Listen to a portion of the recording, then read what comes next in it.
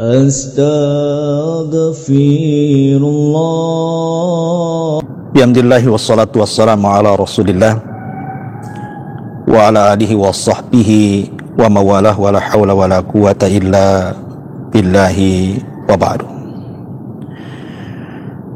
Ma'asyiral muslimin yang dimuliakan Allah Subhanahu wa taala, alhamdulillah di pagi hari ini kembali kita bisa berjumpa walaupun lewat media.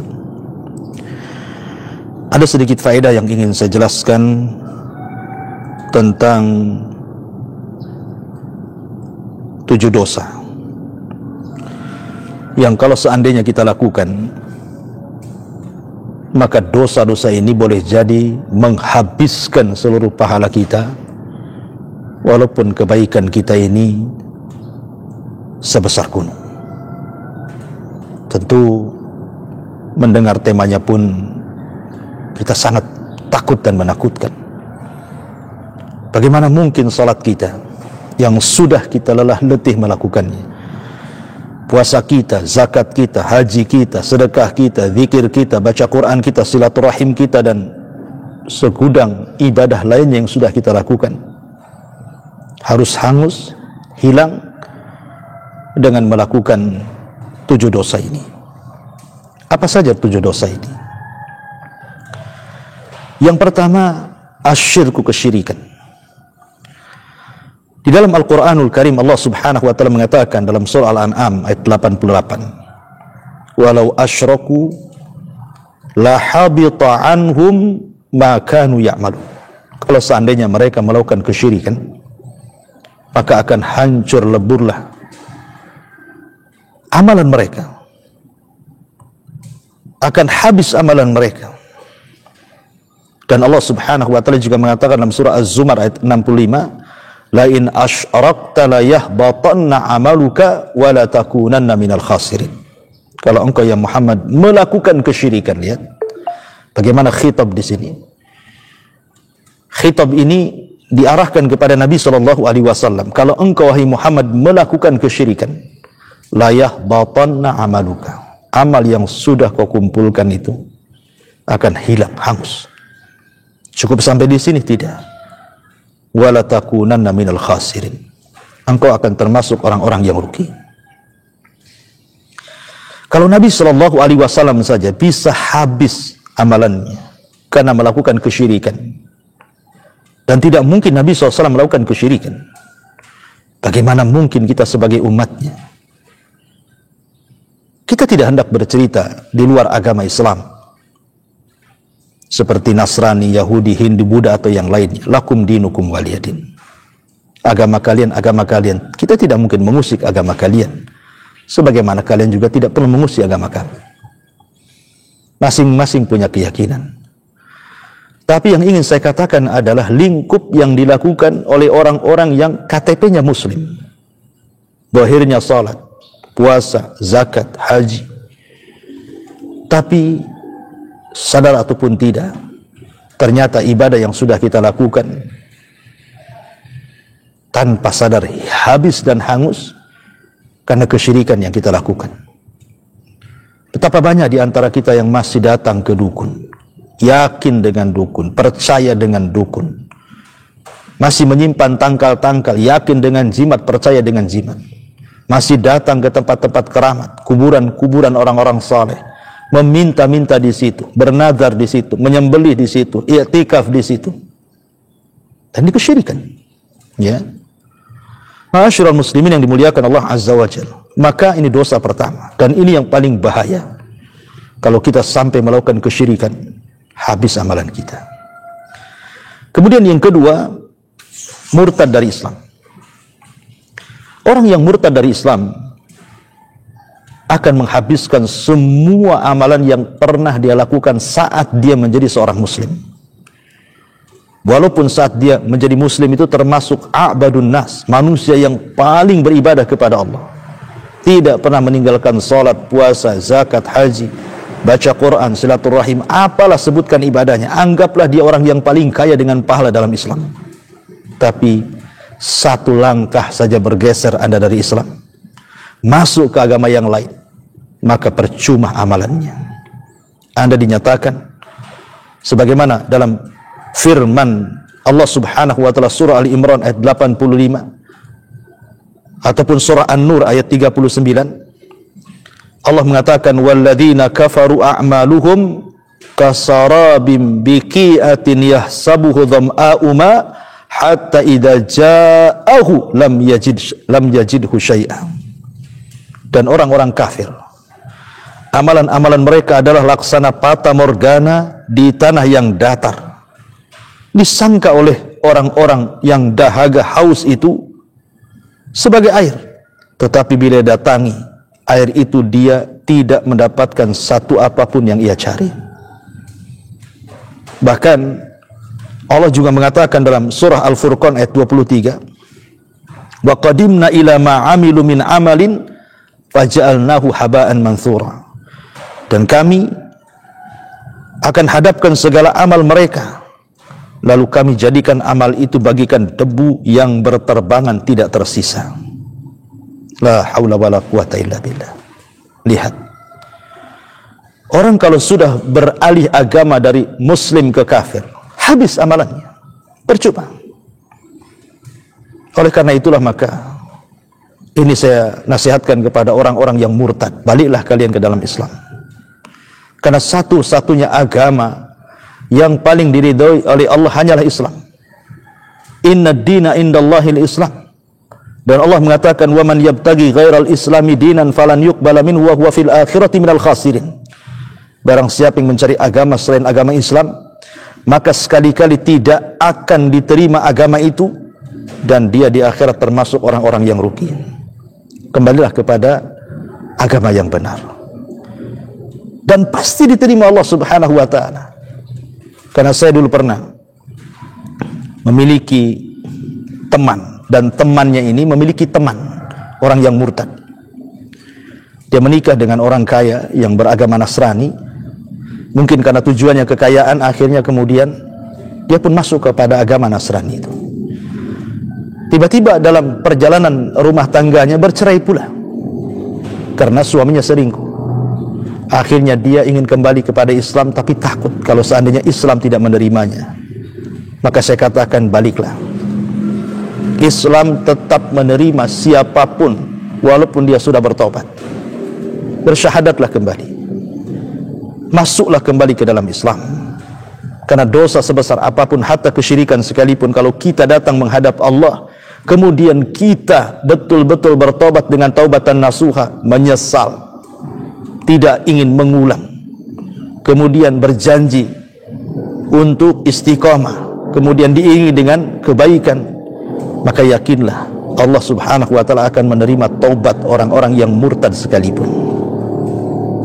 Ma'asyiral muslimin yang dimuliakan Allah Subhanahu wa taala, walaupun terjadi khilaf para ulama, apakah orang yang murtad kemudian taubat ke dalam Islam dia mulai dari nol kembali, ataukah dikembalikan lagi pahala yang sudah ia kerjakan sebelum murtadnya? Al-Imam Asy-Syafi'i rahimahullahu ta'ala dan juga Imam Ahmad mengatakan, kalau dia kemudian balik lagi ke dalam Islam, maka pahala yang dulu akan dikembalikan. Karena Allah Subhanahu wa ta'ala ketika menyebutkan hukum orang yang murtad itu dalam surah Al-Baqarah kalau tidak salah, itu diikatkan dengan kalimat kematian. Allah mengatakan, wa man yartad minkum an dinihi fayamut. Barang siapa yang murtad dari agamanya kemudian dia mati, wa huwa kafir, dalam kondisi kafir, fa ulaika habitat a'maluhum fid dunya wal akhirah wa ulaika ashabun nar hum fiha khalidun. Maka amalannya akan habis ludes di dunia dan di akhirat, dan di neraka mereka akan dikekalkan. Makna ayat ini ataupun makna mafhum mukhalafahnya kebalikannya, barang siapa yang murtad dari kalian kemudian sebelum mati dia kembali ke dalam Islam, maka amal mereka tidak akan gugur baik di dunia ataupun di akhirat, dan dia tidak lagi termasuk penduduk neraka dan tidak akan dikekalkan di dalamnya kalau bertobat. Dari sinilah maka Imam Syafi'i dan Ahmad mengatakan amalannya akan dikembalikan, walaupun Abu Hanifah dan Imam Malik mengatakan tidak akan kembali dan dia mulai dari nol. Lihat bagaimana bahaya orang murtad ini. Ma'asyiral muslimin yang dimuliakan Allah Azza wa Jalla. Kemudian yang ketiga, yang tak kalah bahayanya juga bisa menghancurkan dan menggugurkan amalan kita adalah riya, beramal karena manusia. Dia beramal karena manusia, seperti orang yang dari kecil dia menghafal Quran, sampai remaja, sampai dewasa, sampai menjadi qari Al-Quran, tapi tujuannya hanya untuk dunia, popularitas, supaya orang memandang dia seorang qari internasional, qari yang sangat masyhur terkenal. Atau seorang yang dari kecil dia latihan fisik dia, sampai remaja dewasa dia ahli berpedang, ahli bertombak, ahli berkuda, ahli dalam strategis perang dan begitu seterusnya. Tapi ketika dia berjihad memang tidak karena Allah, dia hanya mencari popularitas saja, supaya manusia menganggap dia seorang pahlawan. Kalaupun dia mati syahid, dia akan dikenang kepahlawanannya. Atau boleh jadi orang yang dari kecil, remaja, dewasa mencari harta sampai lelah letih, sampai betul-betul kaya raya, kemudian dia menjadi orang yang paling dermawan, tapi tujuannya bukan karena Allah, supaya dapat pujian manusia. Nanti tiga orang ini akan datang menghadap Allah Subhanahu wa ta'ala dan akan mengakui bahwa amalan-amalan itu dilakukan karena Allah Subhanahu wa ta'ala, tapi Allah ingkari dan mengatakan, kadzabtum, dusta kalian. Hei kalian orang yang berjihad, kalian mati syahid supaya orang menganggap engkau ini pahlawan, kadzabta, dusta kamu.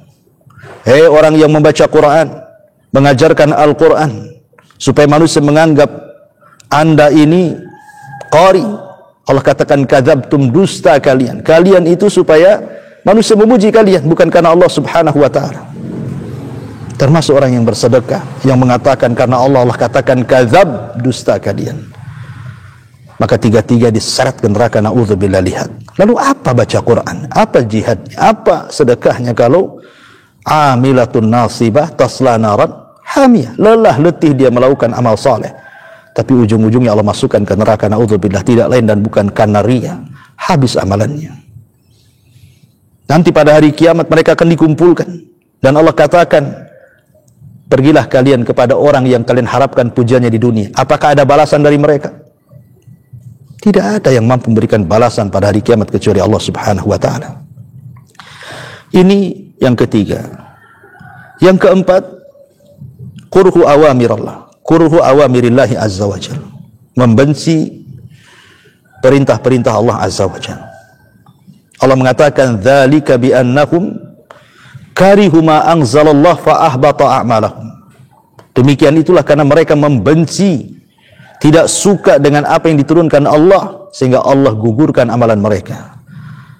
Maka siapapun yang membenci syariat Allah, menuduh bahwa syariat waris itu tidak adil, menurut bahwa poligami itu mengungkung wanita, menuduh bahwa syariat salat itu hanya akal-akalan Muhammad saja, buat apa puasa lapar-lapar saja, buat apa haji kemudian menghabiskan biaya saja, apa itu janggut, apa itu ini, apa itu, pokoknya dicela, tidak suka dengan perintah-perintah, bahkan kemudian melanggar larangan-larangan, maka habis amalan dia.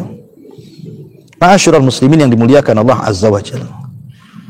Oleh karena itulah maka jangan pernah mencela agama, karena orang yang mencela agama ini, tidak suka dengan agama, diturunkan Al-Quran kepada orang yang seperti ini, Qul abillahi wa ayatihi wa rasulihi kuntum tastahzi'un. Apakah dengan Allah, dengan ayat-ayatnya, dengan Rasulnya kalian mengolok-olok mereka? Maka Allah katakan, la ta'tadiru, jangan cari-cari alasan kalian. Qad kafartum ba'da imanikum, kalian sudah kufur setelah keimanan kalian, habis amalan kalian. Ma'asyiral muslimin yang dimuliakan Allah azza wa jalla, maka bahaya, jangan sampai membenci syariat Allah subhanahu wa ta'ala. Kemudian yang kelima, at-ta'ali 'ala Allah. At-ta'ali 'ala Allah itu artinya seseorang memponis manusia dengan mengatakan si fulan tidak akan masuk neraka, si fulan tidak akan masuk surga, si fulan akan menjadi penghuni neraka, si fulan tidak akan diampuni dosa-dosanya, dan begitu seterusnya. At-ta'ali 'ala Allah. Atau mengatakan si fulan kafir, padahal dia bukan kafir. Karena mengatakan si fulan kafir sama dengan mengatakan si fulan ahli nar. Itu disebut at-ta'ali 'ala Allah. Fala tuzakku anfusakum, jangan merasa bersih diri kalian dengan menuduh orang seperti itu. Karena dalam sebuah hadis dari Jundub ibn Abdillah al-Bajali yang dikeluarkan Imam Muslim, anna rajulan qala, ada seorang laki-laki berkata, kata Rasul, wallahi la yaghfirullahu li fulan, demi Allah, Allah tidak akan mengampuni dosa si fulan. Allah murka dari langit dan mengatakan, man dzalladzi yata'alla alayya alla aghfira li fulan, siapa yang berani-berani mengatakan bahwa saya tidak akan mengampuni si fulan? Seolah-olah dia itu memerintahkan Allah dengan mengatakan si fulan tidak akan diampuni. Padahal Allah mengatakan, siapa yang berani mengatakan bahwa aku tidak akan mengampuni si fulan? Maka Allah katakan, fa inni qad ghafartu li fulan wa ahbattu amalaka. Allah katakan, aku sudah mengampuni dosa-dosa si fulan dan aku gugurkan amalan. Maka jangan pernah memvonis. Apabila orang itu masih hidup, jangan memvonis seperti itu, tapi doakan mudah-mudahan dia mendapatkan hidayah. Mudah-mudahan dia mengamalkan amalan ahlul jannah. Mudah-mudahan dia mati husnul khatimah. Jangan memvonis. Ma'asyiral muslimin yang dimuliakan Allah Azza wa Jalla. Maka memvonis orang baik-baik tidak akan diampuni, hatta orang jahat sekalipun, hatta ahli maksiat sekalipun. Kalau di dunia saja kita tidak boleh melaknat mereka, tapi disunahkan untuk mendoakan mereka. Seperti di zaman Rasul ada orang yang hobi mabuk, ketangkap dicambuk. Tapi orang ini suka membuat Nabi tertawa, suka dengan Nabi. Ketika satu hari dia kemudian tertangkap dan dicambuk, orang-orang melaknatnya. Rasul mengatakan, la tal'anuhu fa innahu yuhibbullah wa rasul. Jangan kalian laknat dia. Dia itu cinta dengan Allah dan Rasulnya.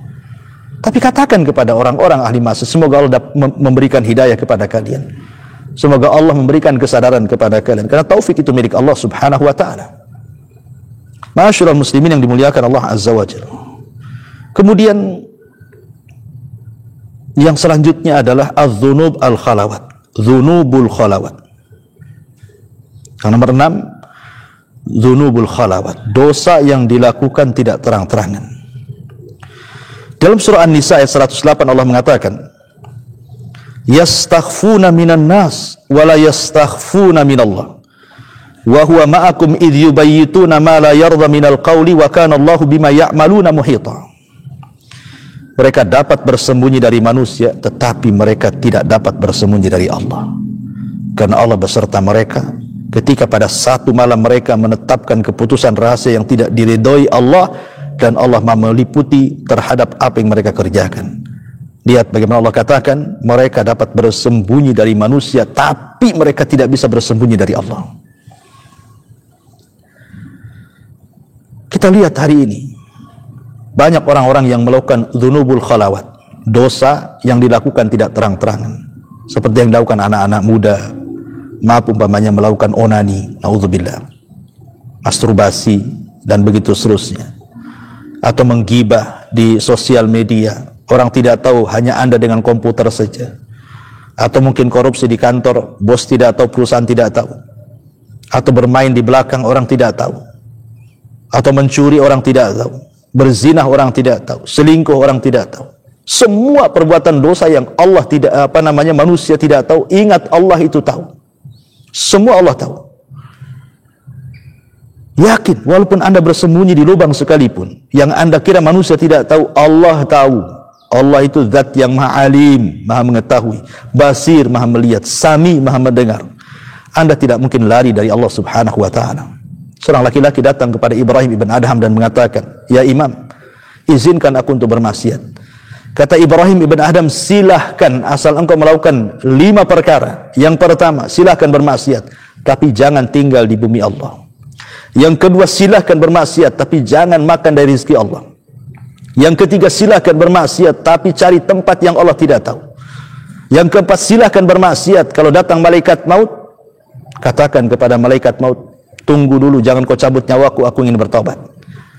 Yang terakhir, silahkan maksiat, kalau Anda diseret ke neraka oleh Zabaniyah, katakan kepada malaikat Zabaniyah, jangan kau seret aku ke neraka, masukkan aku ke surga. Kalau Anda bisa melakukan 5 perkara, monggo silahkan maksiat. Tapi kalau tidak bisa, jangan pernah bermaksiat kepada Allah Azza wa Jalla, baik terang-terangan ataupun sembunyi-sembunyi. Dan dosa khalawat bisa menggugurkan amal. Nabi SAW dalam hadis Thauban radhiyallahu an pernah mengatakan, aku akan beritahu kepada kalian satu kaum dari umatku, ya'tuna yaumal qiyamah bihasanatin amsal jibal tihama. Nanti akan datang satu kelompok di hadapan Allah, manusia-manusia pembawa pahala sebesar gunung-gunung Tihama yang sangat besar. Tetapi fayaj'aluhu Allahu haba'an mansura. Tapi tidak ada apa-apanya pahala itu. Allah buat debu yang bertebangan, tidak tersisa lagi. Kemudian Thauban mengatakan, ya Rasul, sifatkan mereka.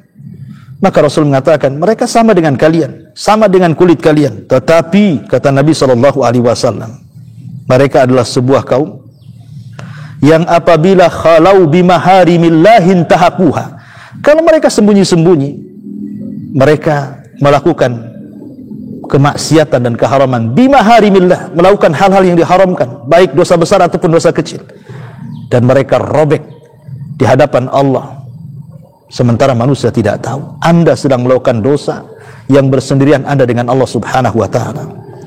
Maka kata para ulama, supaya dosa kita tidak gugur gara-gara melakukan hal ini, maka kalau satu hari ini kita melakukan dosa yang tidak ada yang tahu kecuali kita dengan Allah, lakukan hal yang sama dengan kebaikan, lakukan kebaikan yang tidak ada yang tahu kecuali kita kepada Allah. Seperti apa? Qiyamul lail, istighfar, sedekah, doa, baca Quran, dan begitu seterusnya. Lakukan, dan orang tidak tahu, supaya mengimbangi maksiat yang kita lakukan dan orang tidak tahu, supaya jangan habis amalan kita di hadapan Allah Subhanahu wa ta'ala. Ma'asyiral muslimin yang dimuliakan Allah Azza wa Jalla. Dan yang terakhir tentunya, yang tidak kalah juga bisa menghapuskan dosa, adalah dosa kezaliman. Nabi SAW pernah bicara soal orang yang bangkrut pada hari kiamat. Kata Rasul apa? Atadruna mal muflisu hadihil ummah. Tahukah kalian siapa orang yang bangkrut di antara umat ini? Sahabat mengatakan, orang yang tidak punya uang dinar, dirham. Kata Rasul, bukan itu. Tapi orang yang datang nanti pada kiamat dengan segudang pahala solat, pahala puasa, pahala haji, dan pahala-pahala ibadah yang lainnya. Tapi dia juga membawa segudang dosa, pernah mencaci maki, pernah memukul, pernah menghina, pernah mengambil darah si fulan, dan begitu seterusnya. Nanti pada hari kiamat, orang yang zalim dan yang dizalimi akan dihadapkan oleh Allah. Kemudian orang yang dizalimi mengatakan, dulu kau pernah mencaci maki aku, kemarikan pahalamu. Akhirnya pahala dia dikuras oleh orang yang dizalimi. Ketika sudah habis, orang yang dizalimi masih banyak. Ketika ditanya mana pahalamu, dia mengatakan sudah habis, nggak apa-apa, nih dosaku ambil, nih dosaku ambil. Akhirnya kemudian pahalanya hilang, dosa orang pula dia tanggung. Itulah bangkrut namanya. Dalam dunia usaha, modal habis, utang orang pula belum terbayar. Itulah bangkrut. Maka jangan pernah melakukan kezaliman, karena ini bisa mengkikis semua pahala kita. Ma'asyiral muslimin yang dimuliakan Allah Subhanahu wa ta'ala. Saya tambah, termasuk juga meninggalkan salat. Satu salat wajib atau tinggalkan, maka habis amalan kita. Kata Nabi SAW, man taraka salatal asri habita amaluhu. Siapa yang meninggalkan salat asar, habis amalannya. Walaupun demikian, ma'asyiral muslimin yang dimuliakan Allah Subhanahu wa ta'ala, akidah ahli sunnah, bahwa orang yang melakukan dosa itu tidak semua amalan ini habis, kecuali kekufuran. Kalau kufur, musyrik, keluar dari Islam, ya habis pahalanya. Tapi kalau dia melakukan dosa-dosa seperti zalim, ria, atau apa yang lainnya, selama dia tidak keluar dari Islam, tetap dia muslim. Artinya masih adalah kesempatan dia masuk ke dalam surga. Artinya kalau masih ada kesempatan masuk surga, berarti masih ada pahala yang tersisa. Tidak semua amalannya hapus. Tapi walaupun demikian,